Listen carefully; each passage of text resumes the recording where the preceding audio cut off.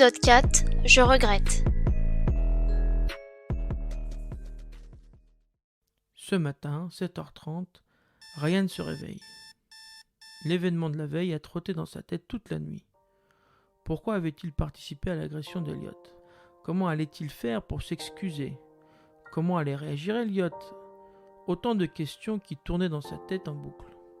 Ryan se lève, se prépare et part en direction du lycée avec une seule pensée: retrouver Elliot pour s'expliquer. La sonnerie retentit. Ryan se rue dans les couloirs en quête de croiser Elliot. Il l'aperçoit au loin à son casier. Il avance en direction d'Elliot lorsqu'Anaïs apparaît, sortie de nulle part. Salut toi, bah alors on dit pas bonjour? Oh salut, écoute j'ai pas trop le temps, j'ai un truc à faire là, je dois te laisser, salut. Mais bon bah salut hein, moi aussi je t'aime. Ryan continue d'avancer vers Elliot lorsque tout d'un coup, Yanis, Adam et Lucas s'interposent devant lui. Wesh poto. Yo Ryan, ça va ou quoi? Bah frérot, t'as attendu devant le lycée ce matin? Ah salut les mecs, ah désolé j'ai vraiment pas le time là, je dois aller finir un devoir qui est pour aujourd'hui, mais on se voit plus tard. Ryan, sans attendre, continue d'avancer vers Elliot. Ok. Chelou son histoire. Ouais, très. Allez, on se taille. Ryan arrive enfin face à Elliot et l'attire vers les toilettes. Écoute, faut qu'on parle. Laisse-moi, j'ai pas envie de te parler. Elliot cherche alors à partir dans la direction opposée. Il est encore marqué par les coups de la veille et marche difficilement. Le visage d'Elliot laisse entrevoir de multiples blessures et hématomes. Ryan tente de l'arrêter. Elliot s'il te plaît, laisse-moi te parler, je te ferai pas de mal. C'est déjà fait, dégage maintenant. Je n'ai pas oublié ce que tu m'as fait. Tu as volontairement participé à mon agression. Tu m'as regardé droit dans les yeux et m'as roué de coups, comme les autres mecs là, homophobes. Je veux plus affaire à toi. Sors de ma vie. Elliot pousse Ryan et sort des toilettes. Ryan, blessé dans son ego, rentre dans une profonde colère noire et claque violemment la porte des toilettes. Il entrevoit le regard d'Anaïs au loin. Cette altercation avec Elliot laisse Ryan dans un état de détresse. Il ne sait pas quoi faire. Sous la colère, il s'empresse de sortir du lycée et sèche les cours. Ryan, perdu, décide d'appeler Dylan, son cousin, pour tenter de trouver une solution. Dylan, après avoir écouté toute l'histoire, lui conseille de tenter de s'excuser auprès d'Elliot par message. Ryan s'arme de son téléphone et tente de laisser un message vocal sur la messagerie d'Elliot.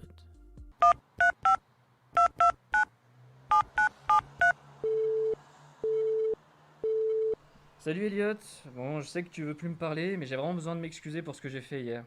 Je suis pas homophobe, hein, j'ai juste agi comme un con et j'ai suivi mes potes. Je voulais pas te frapper, j'avais juste peur qu'ils me prennent pour un homosexuel si je ne participais pas. Le numéro que vous avez demandé n'est pas attribué ou n'est pas accessible. Votre appel ne peut aboutir. Putain merde, il m'a bloqué. Putain j'ai vraiment merdé là. Écoute Ryan, la meilleure solution là, c'est de l'attendre devant le lycée et d'essayer de lui parler. Vas-y t'as raison, à plus. Ryan se dirige vers le lycée. La sonnerie retentit et les élèves sortent peu à peu.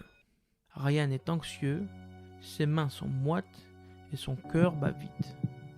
Il aperçoit enfin Elliot qui sort et se dirige vers le tram pour rentrer chez lui. Ryan décide de le suivre. Puis, lorsqu'ils sont suffisamment éloignés du lycée, Ryan se met à hauteur d'Elliot. Elliot, arrête-toi. Mais putain, mais qu'est-ce que tu comprends pas dans Laisse-moi tranquille?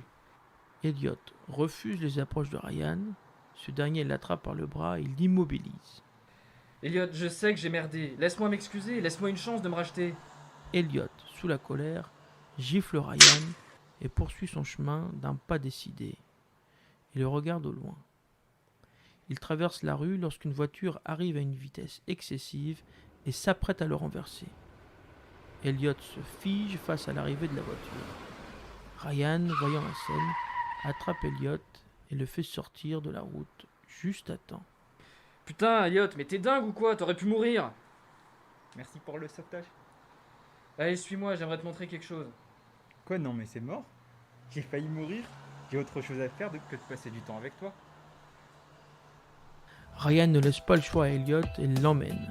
Arrivé sur le lieu, l'atmosphère semble de nouveau détendue. Elliot reste distant, mais se calme progressivement en découvrant l'endroit de Ryan. Ryan est apaisé et souffle enfin après ses conflits avec Elliot qui l'ont beaucoup affecté.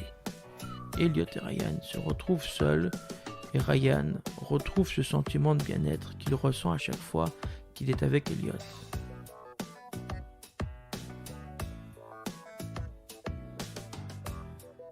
Cette audiosérie a été réalisée par Ossine Baouz, Inès Demange, Naïva Bravo, Vinara Sileni et Amanda Vira, 5 étudiants en licence Sciences de l'éducation à l'Université Paris-Nanterre, avec la participation supplémentaire de Olivier Brito pour la voix du narrateur, Elliot Elgi pour la voix de Ryan, Étienne pour la voix de Yanis et de Dylan, Rainy Brianto pour la voix de Lucas et de Samy, Malika Ben Elmouden pour la voix de la surveillante, JP Demange pour la voix du policier et du père de Ryan, Thomas Debauve pour la voix d'Adam, de Baptiste et les secondes voix, Michael Vira pour les secondes voix, Farah Amada pour la voix de la mère de Ryan, Amanda Vira pour la voix d'Anaïs, Naïva Bravo pour la voix de la professeure d'histoire géo, Inès Demange pour la voix de Mélinda, Vinara Sileni pour la voix du médecin et de la sœur d'Adam, Ossine Baouz pour la voix d'Elliot et Michael et Amanda Vira pour le montage.